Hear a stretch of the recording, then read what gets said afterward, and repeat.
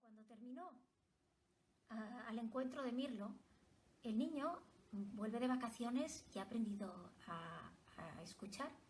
Y entonces vuelve al parque, vuelve a ver a Mirlo y le dice a Mirlo que a ver si le enseña a cantar, por fin. Y entonces es cuando le va a regalar Cancionero de Mirlo. Cancionero de Mirlo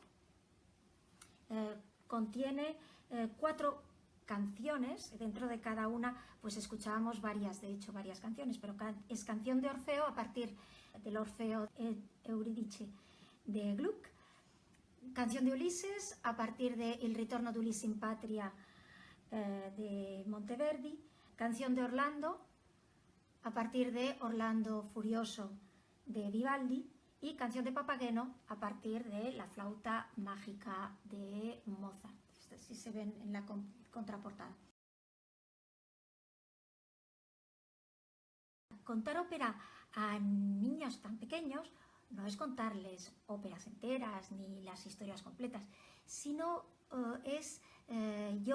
por eso le llamo cancionero y por eso le llamábamos canciones. Lo que contaba eran momentos muy concretos, arias muy concretas que están asociadas cada una a una emoción muy concreta. Por eso, entre otras cosas, me centré mucho en el repertorio barroco, porque en el barroco, sabéis, los personajes se detienen y expresan sus sentimientos, sus emociones, que son emociones humanas universales.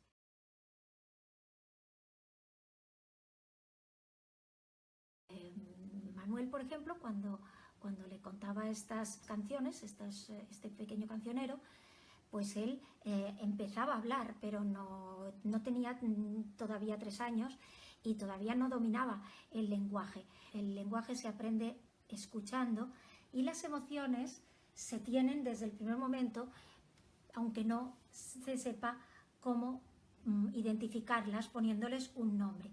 Y eso es muy importante a nivel incluso psicológico. Como decía antes, mis lecturas se han ido confirmando, me lo iban confirmando como quien dice sobre la marcha. En concreto leí con gran entusiasmo a la doctora Françoise Dolto. La doctora Dolto tiene un libro llamado La causa de los niños, que recomiendo. No habla de música, es psicología infantil. A mí me suele gustar mucho cuando hago lecturas de este tipo que sean de personas que tienen mucha experiencia humana clínica, no solo de laboratorio. El lenguaje, la palabra, el poder comunicar lo que sentimos es lo que ayuda siempre al ser humano, a cualquier edad. Los niños pequeñitos, ella incluso trataba a bebés, mientras durante los 2 primeros años de su vida no tienen modo de expresar en palabras, pero expresan y sienten. Por eso estas canciones de Cancionero de Mirlo nos venían muy bien a Manuel y a mí, por ejemplo. Cuando Manuel tenía una rabia, pues la podía reconocer en una música y con el tiempo ponerle nombre, como por ejemplo en Orlando Furioso, su furia va creciendo y va teniendo matices. Tiene una furia dolorosa, una furia de enfado, o como la paciencia de Penélope. Les decimos a los niños que esperen. Ellos no saben lo que es la paciencia. Ten paciencia, ellos no saben lo que es la paciencia, pero si entienden que Penélope ha estado esperando a Ulises, igual ponen nombre a esa paciencia y esperan mejor, como Manuel, por ejemplo, mi hijo, esperaba a su padre, que por entonces viajaba mucho y había semanas que no estaba en casa. ¿Qué niño no ha estado esperando con ilusión algo que tarda en llegar? Pues los niños que viven esas emociones, a través de la música, se sienten acompañados en lo que les pasa, y a través de las historias, la ópera es palabra, no deja de ser palabra, a través de la palabra empiezan a identificar y a poner nombre a esas emociones. Esto les va sin duda a ayudar mucho luego en la gestión de lo que les pueda ocurrir a lo largo de la vida, de lo que tengan que afrontar. Les ayudará a identificarlas, poniéndoles un nombre, a aceptarlas, entendiendo que es algo humano, que no es ni bueno ni malo, que son cosas que ocurren, a entenderlas y a solucionarlas. Por ejemplo, Vivaldi asocia mucho a las tormentas, la subida de un enfado, lo asocia a algo natural, que es a la tormenta, y luego dice que después viene, por ejemplo, la calma. Es una de las áreas que yo tengo elegidas para dentro de Cancionero de Mirlo, Sorge l'ira Nembo, explica exactamente esto. Y de hecho, con Manuel, cuando tenía una rabieta, solíamos decir que era una tormenta y que había que dejar que pasara la tormenta para que llegara la calma.